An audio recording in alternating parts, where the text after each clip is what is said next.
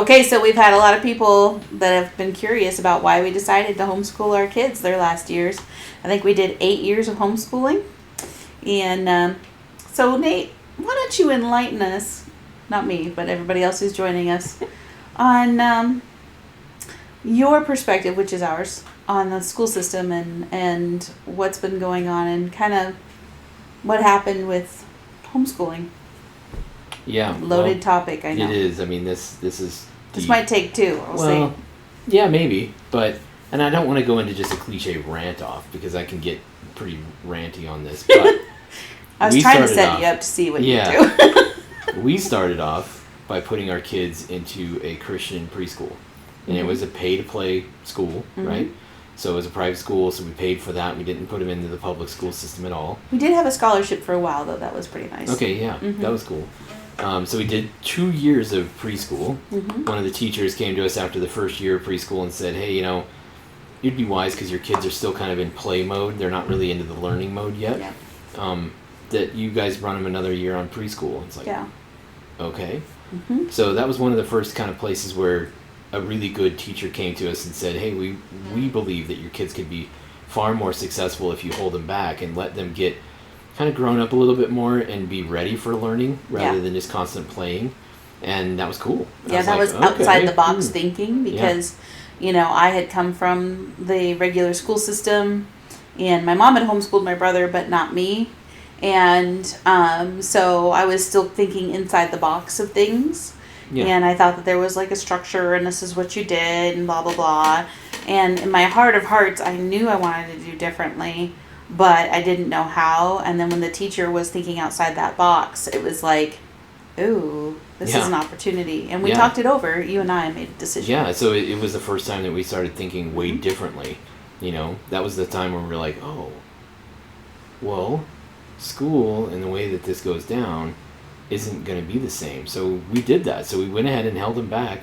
They did 2 years of preschool. Right. And then they jumped into first grade. Kindergarten, first grade was right in there. And then that was great. And they were top of the class, both of them, all the way through that. And mind you, not because we were doing anything like rooting behind the scenes, pushing them to be A+ students or anything.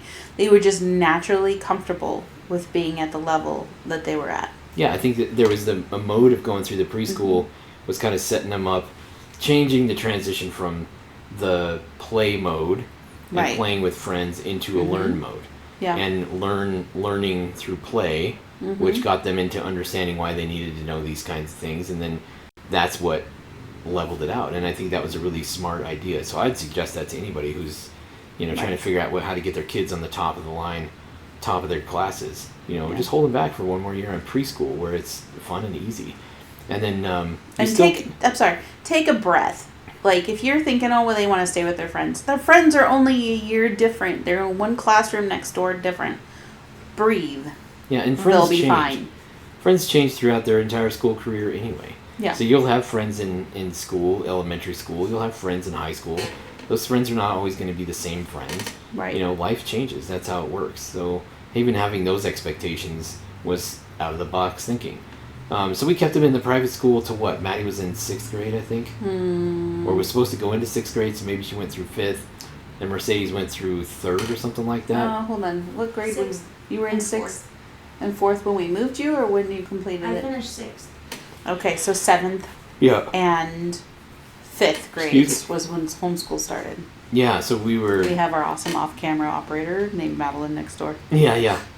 So we were just getting all the questions answered. But I mean, so at that point was the first place where middle school was going to start happening. So we were looking at not only the budget was part of it, because I mean, putting kids in private school, we were looking at like, well, we're going to pay for college, and we'll just keep paying for college all the way through college. Well, and I had been driving an old Ford Explorer and literally had over 500,000 miles on it. Yeah. No air conditioning. And that poor thing was really just needing to be replaced. And so we were just trying to figure out how to budget, make sure we had a safe wheels to drive the girls in, as well as safe place for them to be educated. Right. And so we started seeing a bunch of transitions happening at the school, changes happening at the school that we had them in. that I wasn't real thrilled about. I was like, oh, that's interesting. Those are questions. And the kids are getting old enough, going into middle school. This is the kind of time where all the hormones start going crazy, and you don't know what's what and who's how, and all these kinds of things start to happen. And being in a Christian school versus a secular school sounds like it might be a safer place, but realistically, it's not. It might be the opposite in a lot of cases, because so many kids are protected from the world that they don't understand the things. But they guarantee you, in the days of where we have mobile phones and we have all kinds of stuff, kids are figuring it out. It doesn't matter how much you want to protect your kids or keep them away from the world gets through. Guarantee you, it's going to find its way through to your kids, and your kids better know how to deal with it rather than getting bombarded by it. And I will interject real quick. We're not going to go into details about where and what we experienced. However, we experienced some very challenging things that caused some serious concern for the safety and emotional health for our daughters. And so we were already in a process of thinking through how do we put them in an educational environment that gives them better protection in those ways. And the private school situation does not afford you the same as a public school situation with a counselor. However, we didn't want any random counselor making decisions for our family. We wanted to be the ones involved with our children's conversations, making decisions with them for what they each needed uniquely for themselves. Right. And so that to me was about interrupting conversations that would come up with the kids. I remember when I was a kid, in that 5th, 6th, 7th grade time frame, things came up in conversations with my friends. One of my friends found Dad's Playboys under the bed or in a closet or whatever, and snuck one away, and then you start like, oh, hey, look at this. Right. And so those situations come up, whether you want them to or whether you're thinking you're protecting your kid from it or not. And then those conversations happen over here. But like if you can, as a parent, which I think is your obligation as a parent, is to educate your kids, not to advocate your entire responsibility to the teachers. I don't care where they're at. A private Christian school, a public school, college, anywhere else. You do not advocate your responsibility as a parent to bring kids into the world and then be like, oh, it's not my problem to teach them. I don't know. No, you do know. And it's your responsibility to make sure that you set them up for success. So when it came up to those kinds of things, sex, drugs, and rock and roll, we had those conversations way before it. And the reason we had the way before it was because I knew it was going to come up somewhere else. And I wanted to establish myself as an authority of those things. And because I've already been through those things, therefore I am an authority. God put me as the parent in the authority of this person, this kid's life, by allowing me to be the parent of that kid. And not a fear-driven conversation, because a lot of parents treat these conversations with a fear-driven experience. Yeah, right. What we wanted to do, and we intentionally did when we had these conversations, is we did age-appropriate content that allowed them to understand telling them our experience and why we got hurt, right, and the areas we wish we had made different choices, and that we hope for them to have knowledge and wisdom to make better choices than we made. Right. And that is something that is different than 90% of the parents we've met. Right. So that's the thing. The wisdom is the biggest key of this. So you have knowledge, and then wisdom is that knowledge being applied to the actual situation. Right. And so as we as parents grow up and went through the things we went through, and we can rant about this in a different type of conversation. That's a whole other topic. Yeah. But like, as we went through, we learned. Yeah. So then it is our responsibility to pass that wisdom down to help our next generation make better choices along the way so they can avoid those situations. Not because they need to not have the experience, but because they need to understand why those things are important situations. Correct. And if they can save them pain and, save them from some of the pain and frustration and damage that happens to people going through that, it makes them better people. And it's not because they didn't experience it or don't understand it personally or by going through it themselves, but it's because they've learned through the wisdom of others. And that's the best way to learn. Mm-hmm. I mean, how much is it to learn how to do anything that you do, and you don't have to learn the hard way? Right. People who had the wisdom and had the experience prior can show you the tricks of the trade and why it works that way. And so 2 + 2 = 4, yeah, that's great. But why? and then you demonstrate how that works. Right. So it's the same with sex, drugs, and rock and roll. Same thing. You explain all of those things through that through what happens through those things, through the wisdom that was gained, right. and help them to fully understand why it is, so that when the situation comes up at middle school, at high school, at college, at any other part in life, like, we're going to be teaching our kids until we're not around, teaching our kids. That's right. And ideally they're teaching their kids until they're not around, so the same way. And it's just saying, hey, we've got two people that were ahead of us in life, and they're experiencing and learning all these amazing things, and they're passing that information off to us and setting us up to be on a higher plane of learning before we go into it. So middle school was a transition point. Maddie was in 6th. Mercedes was in 4th. We completed that at the private school, and we said, hey, we're going to start thinking about public school or something else, save some money budget-wise, but really it was about getting them into a different kind of situation that would be less intensive. And so one of the things we threw at them is like, here's a bunch of different schooling options. You guys let us know what you think, what you'd like to try, and we'll start looking at doing that. And so they came back and said, hey, we'd like to do homeschool. It's like, ooh, yeah, that sounds interesting. They actually wrote like a proposal, presented to us. Yeah. And they're unique, I get it, but that's because we've had consistent human conversations with them since they were born. They were born smart. They're going to stay smart. That's just the way it works. You treat them like they're a living human being, not like a gooby little baby. Yeah. And they brought us a presentation. It was well thought through. And our rebuttal was, because I'm not someone who's comfortable in being responsible for the education of somebody, because I don't have all the knowledges. I'm not a school person. I was in special ed for a while and stuff like that. So I had some big aversion towards school and being responsible with the education for my children. But we found curriculum that had teachers connected with it that would help ease the transition, so that it wasn't all on Nate or I having to teach chemistry or things that were outside of our fortes. Right, and this is the coolest part about this. I mean, we live in the future, right? So when people talk about homeschool, you'll usually hear all kinds of things come up. You'll hear like, oh, well, they need to be around their peers. They need to be around other kids like them. They need to, they're not going to have good social life, all this kind of stuff.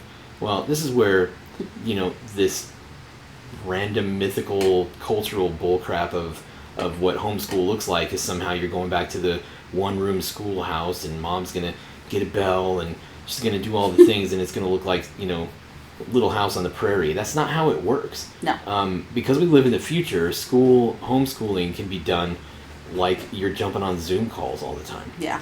And so every morning you jump on a Zoom call and you do your thing. And so what was interesting is there was this opportunity with Abeka that came up, and their school was based in it was a Pensacola, 3 Florida. years in. Mm-hmm. Yeah, and they had just started doing it, not really necessarily all through Zoom. Some of it was, but then most of it was like recorded video classes. Mm-hmm. And so they had to watch those classes and do the workbooks every day. Yeah. And so we looked at the kids like, okay, great. I mean, if this is the thing you want to do, here's the courses that we're looking at.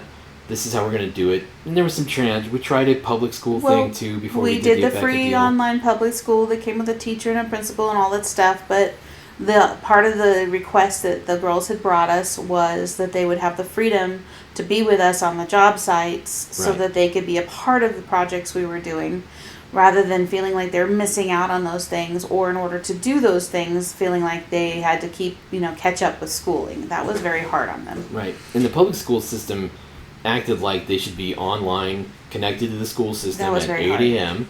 and then get off at 3 and then do all. It was just like, oh yeah, you're just staying home, but you're going to do school. And then when the kids started slipping a little bit, because we weren't necessarily on their perfect little schedule, now all of a sudden they're like, oh no, you need to come into the school. It's like, no, I think we're not doing this. So that's what we switched to the Abeka program. So, and the Abeka program we were familiar with. It's a really good curriculum.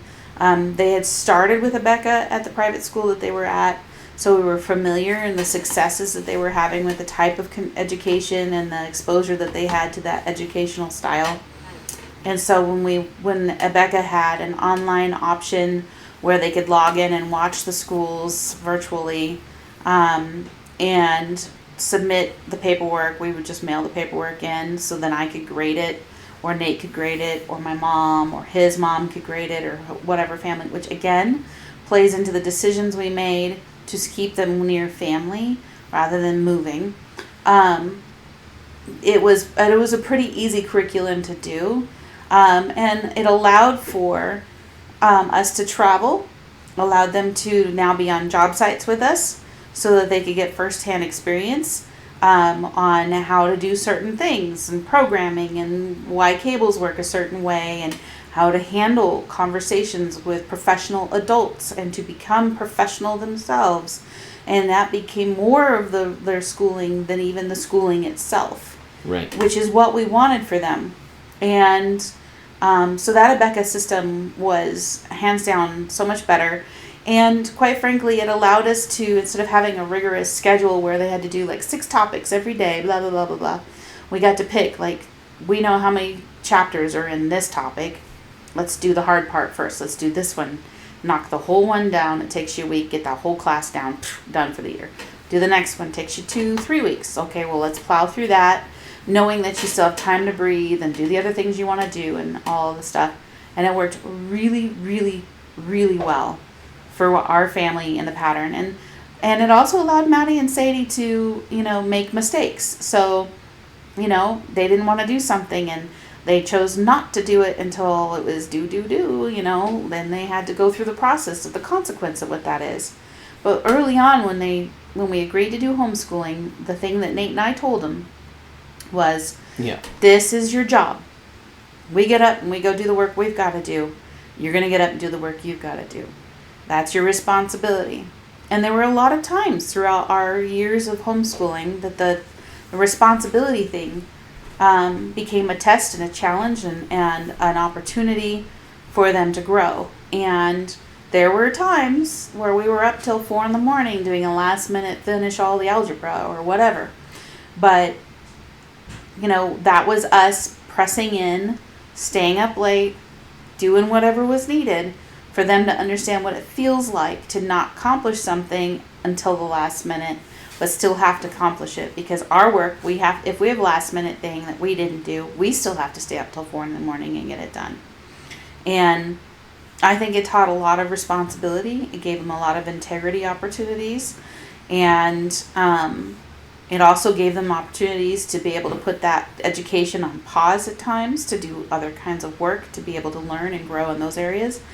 And I just felt like it was the best. And they had friends, all sorts of friends, and family that they could hang out with. They could go hang out with professionals that they wanted to study alongside. If they wanted to take figure skating lessons, they could go do that. If they wanted to go and be a part of, a project or volunteer somewhere, they could move their schedule to do that. It was spectacular. And the thing I think I've learned the most out of it is if I were to have kids again, like if we were to adopt, likely I would actually do unschooling. Yeah. With a curriculum completely on the side. Yeah. Mm-hmm. Because there's basic things you need to know. You need to know your math. You need to know your algebra or your vocabulary and understanding how to read. Yeah. You need to understand how to problem solve. But that is something you can do in unschooled. Unschooled is not a concept where you just kind of ignore your kid and hopefully they figure it out so they can go to college. It's or literally little wild terrors. That's no, not what it is either. that's not right. The unschooled is where you're intentionally taking real life experiences, bringing the kids involved with that, and helping them have responsibilities and going through the whole process of that so that they understand in real life why the things that you're teaching on the basics, math, and the stuff with measuring and your English, why you need to be able to read and why you need to be able to write, matters, because in real life you actually need those things. And I just felt like it was great. There were ways, so each of our kids learned differently too.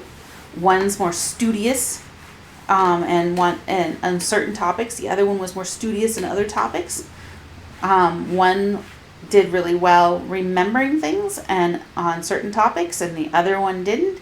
And they just traded off on things. And So we were able to manage that, where as long as they retained the information, I was working with them to make sure that they at least had that information experience. It wasn't whether or not they got an A+ on every paper or whether they could write the perfect, report on a book. It was the fact that they were retaining the information, because that to me means more than being able to write it out. Yeah. And like on the previous video, we were talking about how to work together. Yeah. We talked about there is times and seasons where you really have to buckle down and really work. And you're going to work and work and work, and it might be 6 weeks, 8 weeks, 10 weeks, 12 weeks of just work. But you put a goal on the other side of that. So we did the same thing with the kids. They're trying to wrap up whatever grade, and they've got to get it all done by a certain point. It's like, well, the next 6 weeks you're going to be working your butt off. I just suggest whatever it takes to hit this deadline, and the deadline is this vacation to Disney, or this vacation to Yellowstone, or this family trip, or whatever we're going to do. And so those became the deadlines that you worked towards to get that work done so that you can enjoy that trip. And if you didn't make the trip, then, well, you were going to spend part of that trip finishing your work. And that, I think, is what real life is about. Again, we're teaching real life, So real life is like, if you got a project at whatever job, business, if you're an entrepreneur, whatever you're doing, you've got to get that job done. And that work ethic, to focus on it because you've got this target goal, you've got a deadline, you've got whatever it is. That's what real life is like. And so if you could teach kids in school that a real life situation like that, rather than this perfect factory oriented, indoctrination system like the school systems are now, if you could really teach them what real life is about, help them understand what money is about, how life works for real. I mean, the biggest one, man, I think is like money and how money works and why money is a thing. That's something that we just don't get in our schools. And so teaching that and keeping out of this whole indoctrination, turning them into, woke protesters to do the next thing, whatever it is really smart. And that's how you raise smart kids. Teach them how the world works. And help them understand how the real world works. And, I'm not saying that every school out there is terrible. No doubt there's great schools. Absolutely. And this is not for every person, everybody. But, like, good resources is Abeka. I would say Sam Sorbo on YouTube, if you look her up. All of a sudden I just lost her husband's name. Dang it. Anyway, if you look up the Sorbos, they do a lot about homeschooling, which is really cool because they teach a lot about that, and she's a big advocate for it. So Sam Sorbo is a really good resource for homeschooling and unschooling. Talking about that, she's got a lot more information than we do. I'm doing one video. That's what she does all the time, is talks about homeschooling. So there's massive resources there on how to get your kids into the homeschool programs and how to go through some of those cultural things. Like, you don't need to be, a little house on the prairie teacher and get little school desks and little rulers and a chalkboard in your house. You don't need to do that, but you need to do homeschooling. And she helps to overcome all the things that are considered about, being with other people and people of their age and their social systems and all those kinds of things. Sam answers all that stuff. Well, and real life, when you're teaching real life, it answers that too. And I would actually just say this, like, you chose to have sex, you made the baby, suck it up. I mean, this is your kid. God blessed you with this kid. Stop complaining and stop trying to hand off your responsibility. These are really important treasures. It's a future of humankind. It's a future of your legacy. And they're the ones going to be teaching the next generation. And what grace and investment you put in them is the grace and investment they'll put in you when you need them. Yep. So suck it up. Stop complaining. Stop avoiding your responsibility. Stop trying to make it like you need to have me time all the time. Because all you're showing them is that they're not important to you. And start actually doing the things necessary to give your kids a good, positive, rooted foundation in education and in the scriptures as well. And if that means that you need to be a really incredible school mom, where you're over at the school helping out with lunch or recess, or you're on every field trip, that's what we did until we transferred. We volunteered all the time. If you can't do that, find ways to be available, but don't miss things and don't miss the opportunity to pour into your kid where you need to. If you've got to be at work, that's fine, but there are ways for you to pour into them. Even if it means that you're paying attention when they walk in the door from school and actually looking at their paperwork and making their work that they did feel like it's valued. Yep. And I'll throw one more part of that too. this is kind of a rant for me because I think there's a couple of different ways we can go off in this. But one is your kids go to school and it's their job, right? Teachers don't need to be sending homework home. No. Because, I'm sorry, if you couldn't do all the work in the 8 hours you were at school, then you're not going to bring 4 hours of work home. No. The teacher's job is to teach at school, get the job done, and then come home, and then have family time. Not to be sitting there interrupting with a whole bunch of math program problems and a bunch of other homework. I understand that things need to get done. I get that. But the teacher needs to help you sort that out. They need to organize that better, and they need to make sure that that work gets done while it's at work. Because that's how work is. There's not a job out there that's going to pay you for 8 hours and expect you to do an additional 4 hours at home for free. Right. And that's what school's doing. Yeah. And that's unacceptable. And that's really why I think homeschooling and unschooling is a better way to do it. It's more of an entrepreneurial type of style. It's actually way more freeing, and you're not stuck in this whole like get 3 months off for summer because you're doing it all year long. That's what life is. We don't get breaks. We don't get summers off when you got a job or a career, or if you're an entrepreneur, you don't get a summer off to go play around. So all of that's set up to be just kind of wonky, and frankly it's an old system that doesn't work anymore. And so I think you need to really focus on that. So yeah, focus on your kids, take care of them, unschool, homeschool. That's our suggestion. That's what we would do. That's what we did mostly. And well, Maddie and Heidi they graduated. turned out pretty good. Yeah, they graduated from the online school through Rebecca.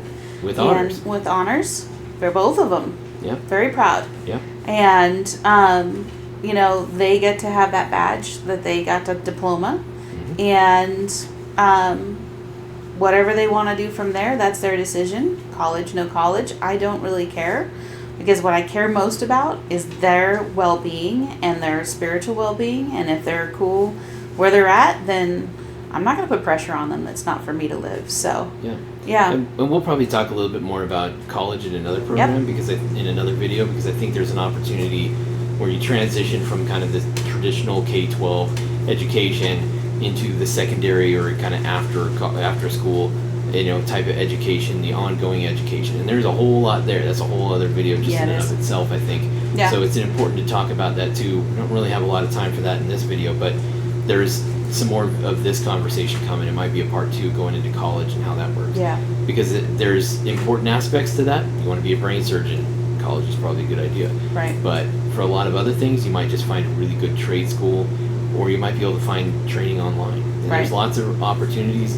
Tons of companies are not even requiring it anymore. Yep. Because they don't want to undo What's old, done. outdated education or indoctrination, you know, to help them understand how the companies work. So we'll get into that in the next video too, or in another video at some point. Yeah. So in a nutshell, we really believe that if you feel like you are called to homeschool your kids, that's what we would do. But at the very least, stay involved with your kids. Pay attention, because there's stuff going on in the schools that we've all survived. And don't pretend that it doesn't exist around your kids. And with the media and the technology that's available to them now, 100%, I'm going to say a topic that we will have to handle later, but 100% they're already exposed to sex, pornography, and all sorts of other things. And your kids are at risk if you aren't involved. Yep, exactly. So, bottom line, stay involved in your kids. You have a responsibility. That's right. That's right. So, thanks for listening, you guys. Have a good day. See you next time.